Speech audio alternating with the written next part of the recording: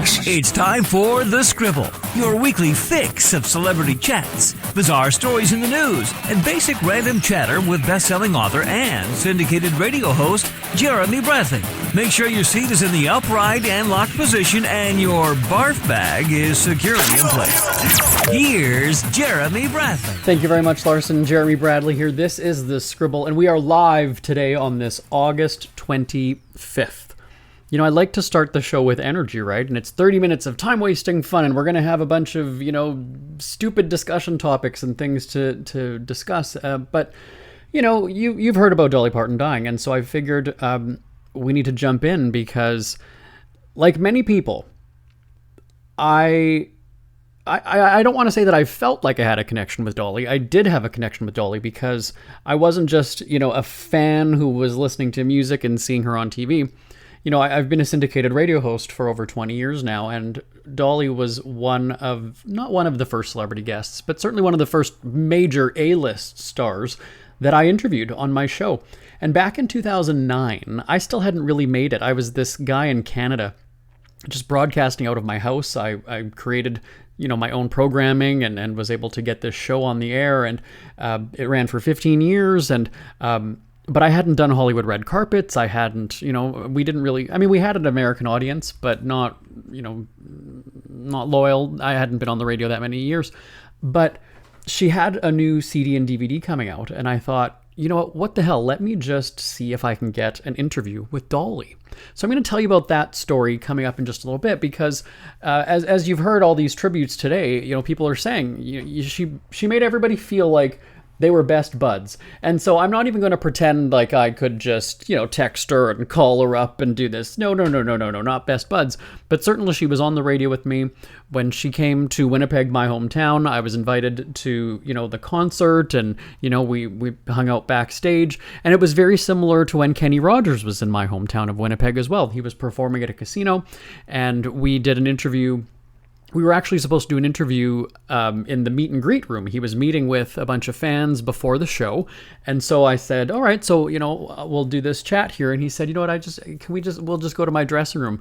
And I remember walking down the hallway. Of course, security's kind of looking like, who is this guy with Kenny Rogers? But I just remember thinking, this is something that country music artists are known for, is that relatability, that I'm not better than you, I'm a star and you're lesser than. No. He didn't know me from a hole in the ground, but he was just, and he said this to me in his dressing room, that he was just grateful that, somebody of a younger generation was interested in talking to him about his music after all these years. So when you think about, him and Dolly, and they're from the same, era, from the same generation of artists, obviously best friends for many, many years, it makes sense that she was the exact same way.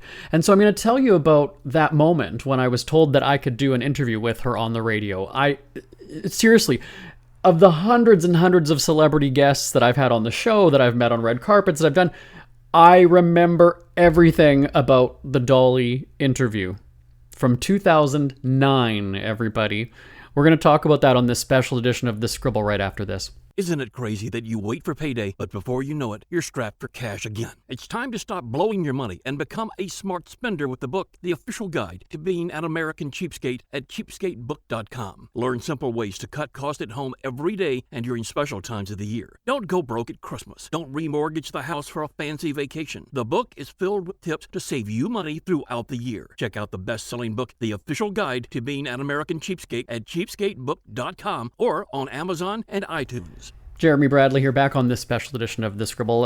All things Dolly Parton today, right? This is one of those situations where we're in the news business here. So when a celebrity story breaks, I often will have to jump on the radio with some of my colleagues that were broadcasting my show back in the day. I'm still the entertainment host. So this is now, as we're heading into almost... What time is it now? It's almost 4 p.m. Pacific here. And I am just kind of now being able to sort of take that moment and let it sink in. I've been doing, interviews and reporting since the story broke this morning. But I do have a connection with Dolly Parton because, so as I was saying, I hosted a syndicated radio show for 15 years. It wrapped up about 5 years ago now. But before I had done red carpets and had press badges that are on the studio wall behind me and all these pictures of red carpet events, I was given an opportunity. And when you have to remember, this was going back to before podcasts and everybody had a show, right? Not everybody was a host back then. So for you to get a celebrity interview was a pretty big deal, especially somebody like Dolly Parton. I mean, come on. And I was just kind of getting into radio. We were actually taping a tourism program in Orlando. So I was running around, Florida, and we had reached out days and days and days earlier.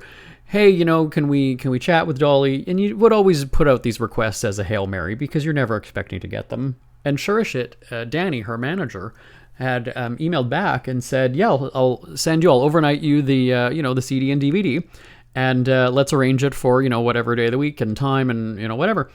And so I'm sitting here going, okay, wait a second. Here I am, just this little, schlub of a mid who's, so it's 2009. So we're going back, what is that, 17 years? So I would have been, mid to late 20s. I'm 44 now.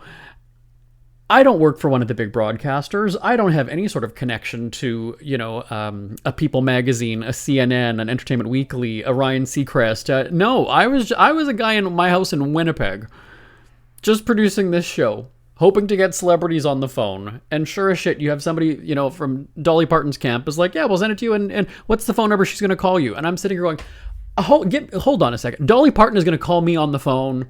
Really? Because there's different ways that these celebrity interviews would work. Sometimes you would get their phone number and you would call them. But the majority of the time, you're going to have a publicist who calls you. They'll call you directly. Then once they get you on the phone, okay, you've got 8 minutes, no questions about this. Oh, she's promoting this, or it's going to be this, blah, blah, blah. And then they'll put you on hold. They'll go and bring in their client, and then they patch you in. Okay, hi, Dolly, you're on with Jeremy. No, this was Dolly Parton calling me directly. I'm not kidding you. Dolly Parton had my phone number. Really. And so now I'm in Florida doing these, tourism that we're at Disney, we're at SeaWorld, we're at, these different places. And I'm sitting here going, I got to get home because, I could have taped a segment on the phone there, but I was like, no, I got to be in my element. I got to be in the studio. I got to do this. I have a radio studio in my house in Winnipeg. So then I'm thinking, worst case scenario, I'm going to have flight delays. I'm not going to get home. I ended up getting home almost close to midnight. We flew in.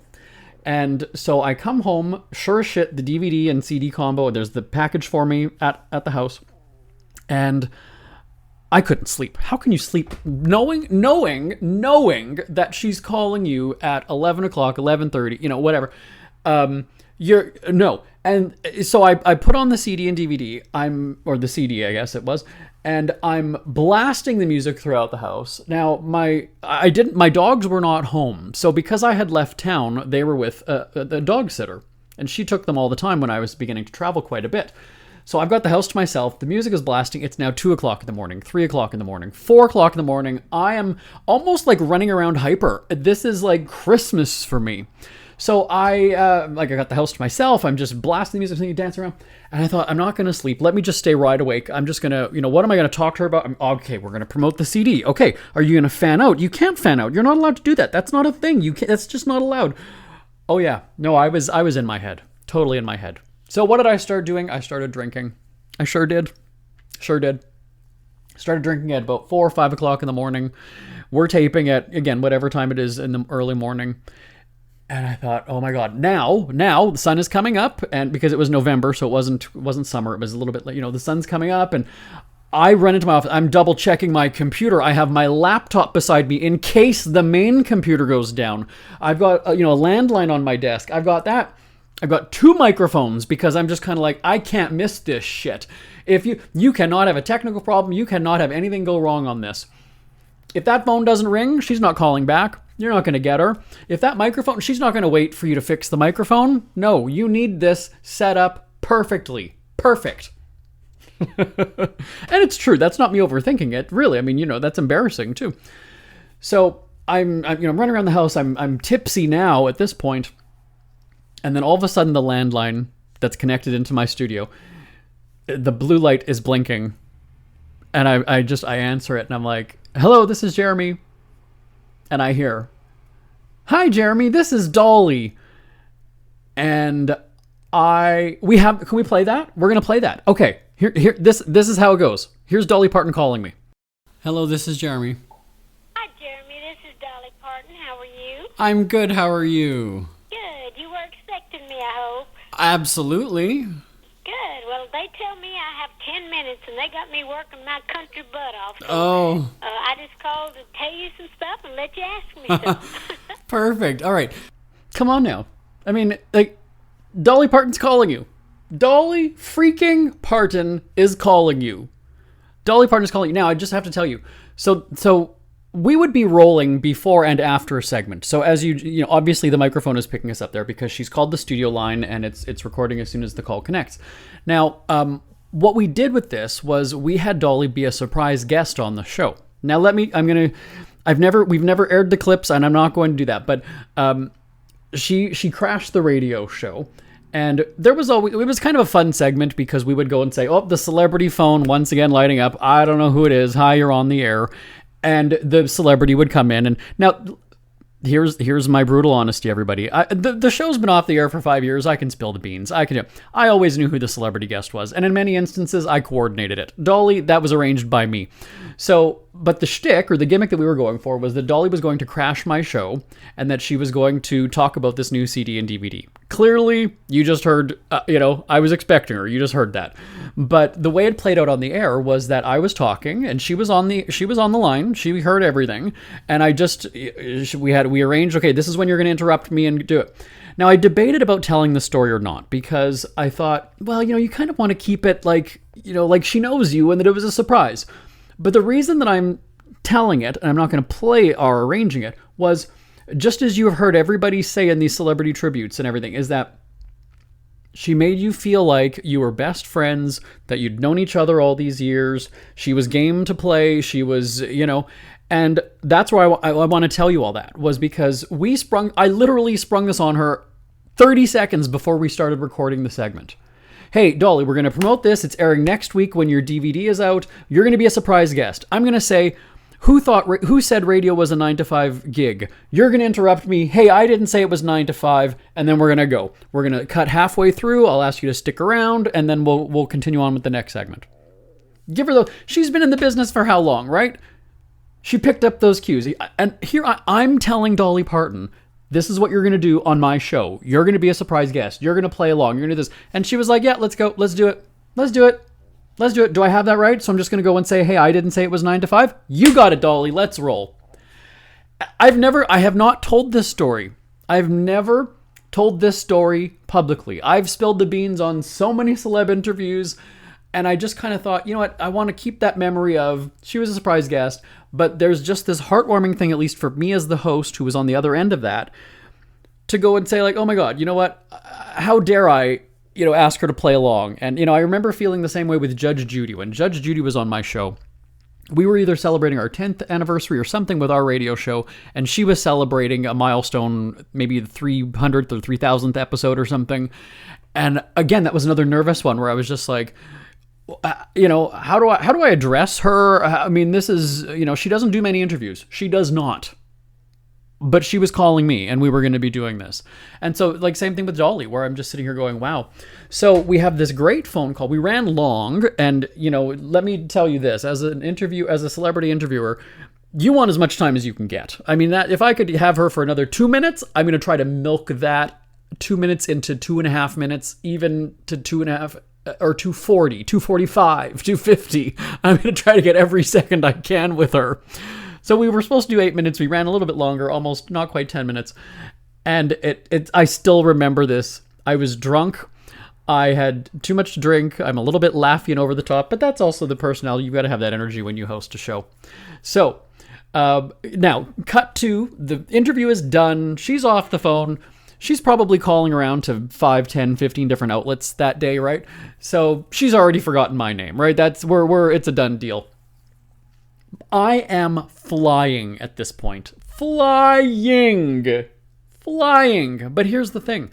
When I started to do these celebrity interviews back then, as soon as I had told somebody about them, they fell through every time. I am not kidding you. Any time that I mentioned a celebrity name to somebody, whether it was my brother, to my whoever, to my what, it fell through. because I always had the embarrassment of going and saying, oh, well, it canceled, or no, they're not doing it. Oh, they didn't call. Oh, no, whatever. To keep this one quiet until it happened, oh, that was eating. The good thing was, as I said, I was removed. I wasn't at home. I was in another country. I was focused. I was taping this show. So the fact that I didn't have people around me that I could just easily mention something to that was good, right? I was distracted. I had something else on the go. But that was also the longest flight home, right? Because, like I said, you're in your head.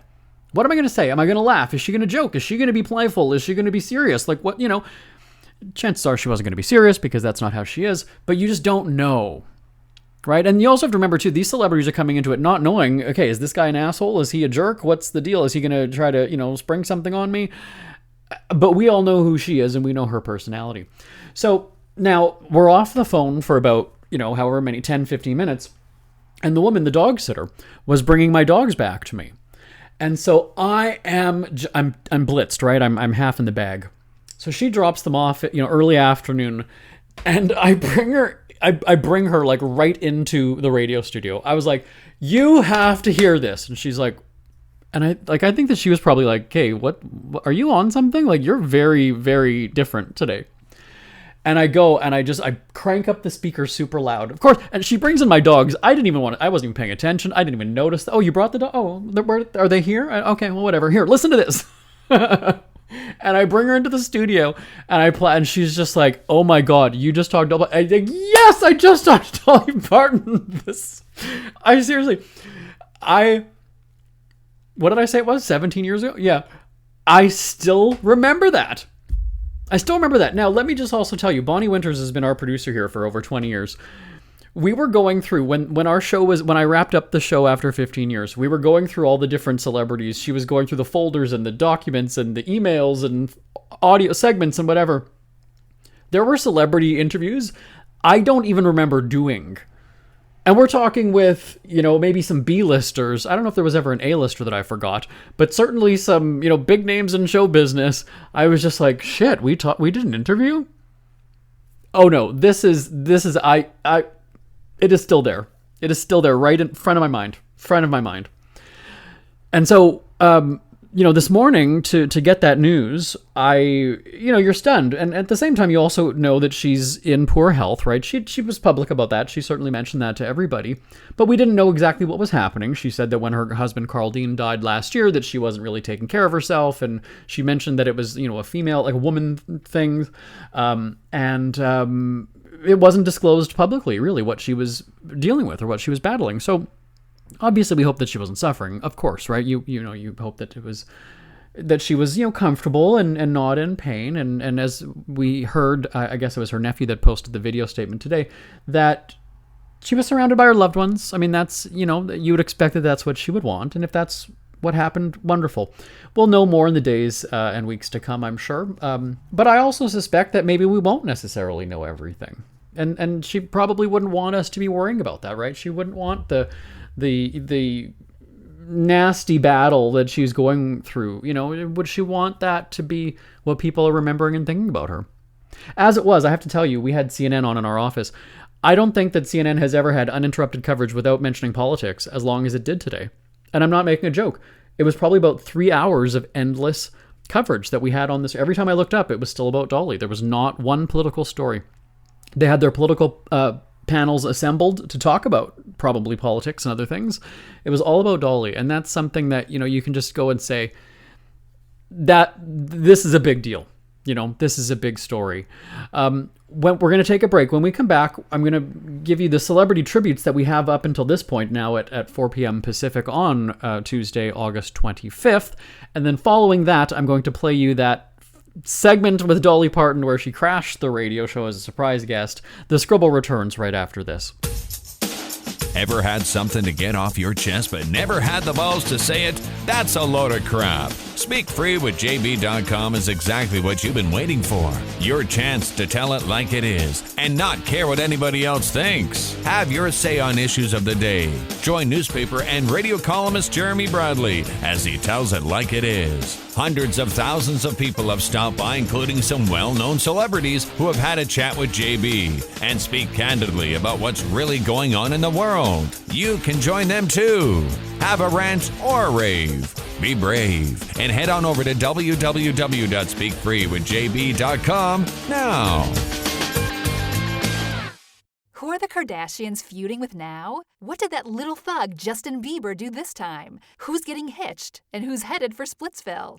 Hear the latest celebrity news and gossip every day on Entertainment Wrap-Up. The good, the bad, the ugly, but mostly the ridiculously hilarious. It's all recapped in this daily segment at entertainmentwrapup.com. Have a laugh at the expense of the rich and famous when they take themselves way too seriously. It's 3 minutes of time-wasting fun at entertainmentwrapup.com. Check out Entertainment Wrap-Up at entertainmentwrapup.com. Brought to you by Speak Free Books. Jeremy Bradley here, back on this special edition of The Scribble on August 25th. Just moments ago, we ran a special edition of our show, Entertainment Wrap-Up, and normally that's a quick 3-minute sort of quick hit, go through 2 or 3 celebrity headlines for that day. It's literally 1 page in Word. Yeah, they put it onto the script. It scrolls like a teleprompter as I go. Today's, just with the Dolly tributes, and we don't even have everybody in this, the script ran almost 4 full pages. Everybody kind of, was sort of saying the same thing, but obviously we're going to give you the highlights from the celebrity world and political world as well. Reba McEntire said, "Dolly, thank you for all the wonderful things you did for us here on Earth, your love, your music, and you gave so much with your huge, huge heart. There will never, ever be another you. We will remember and cherish every memory and every note you ever played and sang. She's going to have a blast in heaven singing all her favorite songs with all her family and friends who have gone before her. I'll never forget the first time I met you, and I'll never forget our last conversation. I hold it with love in my heart. I will always love you, Reba." Lily Tomlin said, "Friend, songwriter, the great harmonizer of humanity, Dolly, Dolly, Dolly, forever Dolly." Jane Fonda said, "I am devastated. More than anyone I have ever known, Dolly will always be with us because she was so present, so powerful, so generous and playful that she is woven into all of our lives and hearts forever. Let's be grateful for all that she has left us to ease our sadness now. I never knew anyone like her." Barbra Streisand said, "So sorry to hear about Dolly. She was a true force of nature. May she rest in peace." Paul McCartney said, "Her songwriting, her singing, and her philanthropy were unrivaled in the world of country music, and it is hard to imagine living in a world without Dolly. She was a very clever businesswoman who understood the value of music and, most importantly, the effect that she had on the people of the world. I am so proud to have known her and admire her unique talents. Thanks, Dolly, for the beautiful music you gave me and the whole world. We will always love you. God bless and rest in peace. You were the best." Jamie Lee Curtis said, "They say don't meet your heroes. They were wrong about her. Her bravery to know that she was more than they thought she was and that she needed to break away and move onto new work and new possibilities led her to write I Will Always Love You. As her way of thanking and loving, but moving on, she is a great example for us all." Julia Roberts said, "Dolly was a magical and joyous human. I hold knowing her as a treasure in my life. The sun has dimmed today." Dionne Warwick said, "I will certainly miss her laughter, jokes, and her being. Rest well and in total peace, my friend. My heart is heavy." Oprah posted, "One of my fondest memories with Dolly Parton, having a hoot and a holler while wearing Bob Mackie gowns on her show Dolly. This girl from the Smoky Mountains of Tennessee dreamed a life and then lived a life bigger than she could have ever imagined, giving so generously to others in ways we saw and ways we didn't. No one like her. She brought the light, and we are all better because she was here. God bless you, Dolly. You earned your wings." Keith Urban said, "Heartbroken today. Honestly, I have no words right now." Sally Field said, "If there are truly angels on earth, then we have just lost one. Dolly Parton. There will never be another. I adored her with all my heart and will always cherish our time together. Forever. Rest in peace, beautiful Dolly." Kristen Chenoweth said, "Like the rest of the world, I'm immediately heartbroken. I met Dolly on several occasions, and she always made me feel like one of her own. She even agreed to sing with me on one of my records, my ultimate inspiration. The world has lost one of the best, but I know we will never forget her because she is impossible to forget. I love you, Dolly, and I will always love you." Kelly Clarkson posted, Dolly Parton had a way of making everyone feel special and seen and welcomed and as if you were old friends. I will miss her heart and her voice, as I am sure millions will. What an incredible gift and talent she was and still is, with an amazing catalog of art she has left behind for all of us. Casey Musgrave said, Dolly, this really, really hurts. So glad she's with her Carl Dean. No one talked to me today. Brooke Shield said, Dolly, there will never be anyone else like you. I'm gutted to hear the news. The world will forever be indebted to the good you've done and the legacy you've left. The equilibrium of the earth feels off. Thank you for everything. Paris Hilton tweeted, heartbroken to hear about Queen Dolly Parton's passing. She was a true icon and such an inspiration to me. Her talent, heart, and kindness touched so many lives, and she truly left this world better than she found it. Sending all my love to her family, friends, and everyone who loved her. Rest in peace, Dolly. Seth MacFarlane said her kindness, generosity, and authenticity were evident from moment one, and the benign yet assured command she maintained over her empire were obvious from the genuine love and trust you could see from everyone who worked with her. The world is a dimmer place today without her. The Muppets posted a shot of Dolly alongside Miss Piggy and said, there will never be another quite like Dolly Parton. She was the ultimate singer, songwriter, actress, performer, and philanthropist. She filled the world with light, and we are so grateful for every second we got to spend with her on stage and off. Octavia Spencer said, Dolly, you were a gift to the world. Your voice, your philanthropic heart, and warmth made us feel seen and that a world was a pretty decent place. We miss you. Apple CEO Tim Cook called Dolly, quote, a brilliant songwriter, cultural icon, and dedicated philanthropist, instilled a love of reading and learning in millions of children around the world. Brett Michaels said, sending my deepest thoughts, prayers, and condolences on the loss of the incredible Dolly Parton to her close family and friends. Dolly, you have forever added so much to our world and will forever be loved. Belinda Carlisle said, a light in this world, heartbroken. Coleman Domingo said, Dolly taught us that you can be anything and do anything you want with kindness. What a light. We are all grateful that we lived in a time of Dolly Parton. We will always love her. Khloe Kardashian said, some people are extraordinary. Their existence feels almost impossible. Dolly was one of those people, a once-in-a-lifetime soul, a woman whose light, heart, talent, and humanity changed this world forever. To have admired her was a gift. To have met her, spent time in her presence, and somehow been lucky enough that Dolly Parton knew my name, I will never have words big enough for what that means to me. What an astronomical human being. What a legacy. What a loss. There will never be another Dolly. Geraldo Rivera tweeted, too bad about the wonderful one and only Dolly Parton. There's never been an artist as broadly appealing. She was saucy, positive, sexy, happy, inclusive, optimistic, kind, confident, and generous. She was a once-in-a-generation personality, and she will be missed enormously. Kamala Harris tweeted, Dolly Parton was a true American icon. First introduced to the world as a little girl from up in East Tennessee, she became a global superstar. All at once, she was kind, modest, and funny. With her music, her philanthropy, and her style, Dolly was one of one. Doug and I send our prayers to her family, friends, and all those who have been touched by her magic. We will always love you, Dolly. Bernie Sanders said, one of the greatest entertainers of our era, a lifelong philanthropist and advocacy for literacy, education, LGBTQ+ rights, healthcare, and disaster relief. President Donald Trump said in a statement, very sad to report that Dolly Parton, one of the greatest country singers and far beyond ever, has just passed away. This is a true loss for millions of people. There has never been anyone like her and never will. In her honor, I am lowering the American flag throughout the United States for a 1-week period beginning tonight at 6 p.m. Rest in peace, Dolly. The world loves you. When we come back, that time that Dolly Parton crashed my radio show, and I'll tell you about our run-in after that. Back on this special edition of The Scribble right after this. It's never too early to start thinking about your next holiday. Have you checked out Mexico recently? From tequila tasting, swimming with horses, to ziplining through the jungle and watching whales and dolphins in their natural habitat, Puerto Vallarta has it all. Visit mexico.jbonair.com to see all the fun PV has to offer. That's at mexico.jbonair.com for hundreds of photos, interviews, and videos from around the tourist hotspot. Check out mexico.jbonair.com for all the fun. That's mexico.jbonair.com.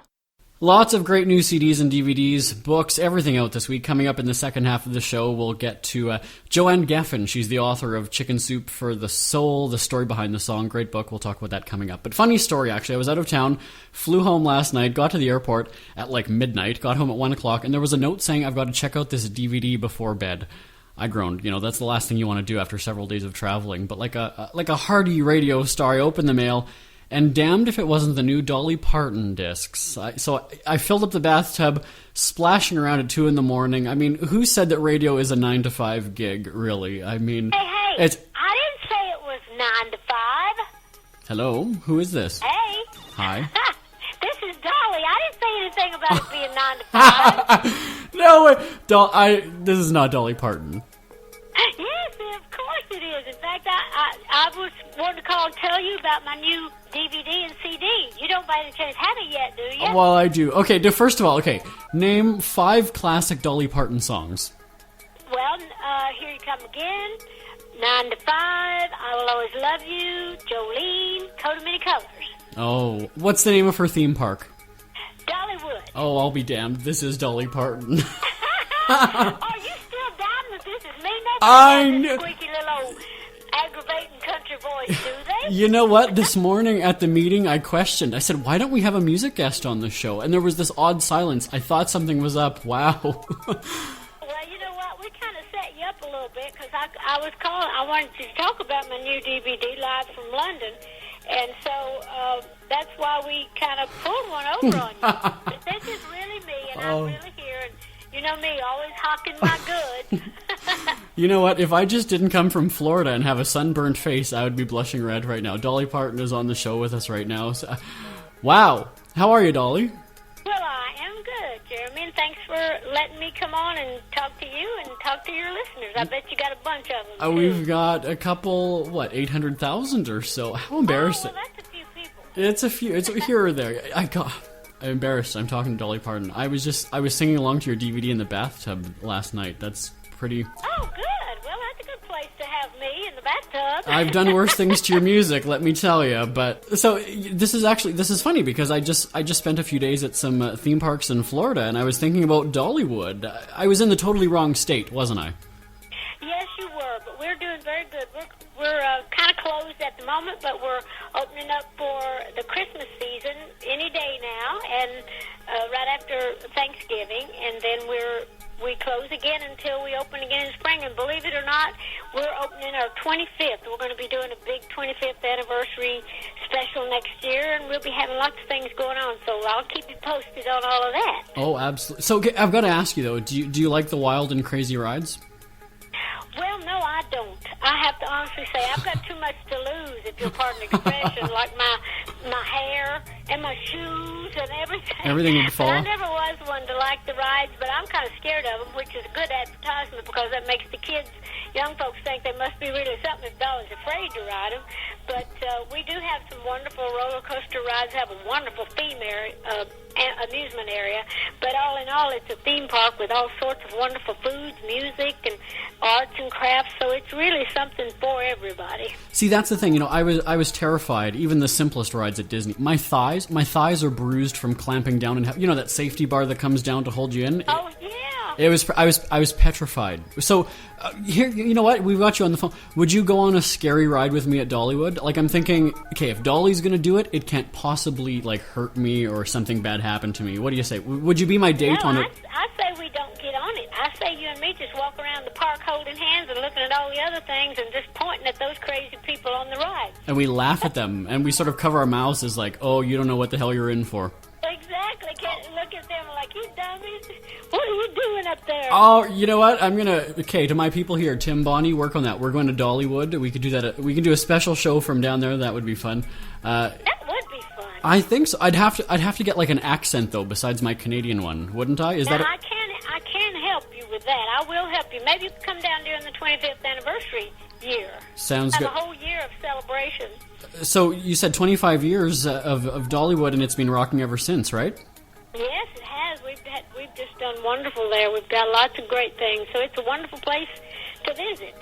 maybe we'll start Dollywood 2 in Canada or something. one of these Ooh, days. I'm the first one in line there. Now, earlier in the spring, actually, we had the cast of 9 to 5 the musical on the show. It had a great run, lots of Tony nominations. So what's happening with that now? Can we see the ladies take on Mr. Hart again? Well, actually, we are not in New York now. We are actually going on tour. We open in Nashville in September of next year, and it's going to be touring all around the country. So we're going to have some fun with that whole thing. So maybe we'll get to Canada, too. I hope so. They're yelling in my ear right now that we've got to get back to the music. This is Dolly Parton. Come on. All right. So, Dolly, can you sit tight and chat a little bit longer? I will. Hold on just a few more minutes. Awesome. More with the legendary Miss Dolly in a moment. Jeremy Bradley on top of the charts with surprise guest Dolly Parton. I just want to say one more time with a dramatic pause with special guest Dolly Parton. I'm laughing. Well, I'm like Minnie Pearl. I'm just so proud to be here.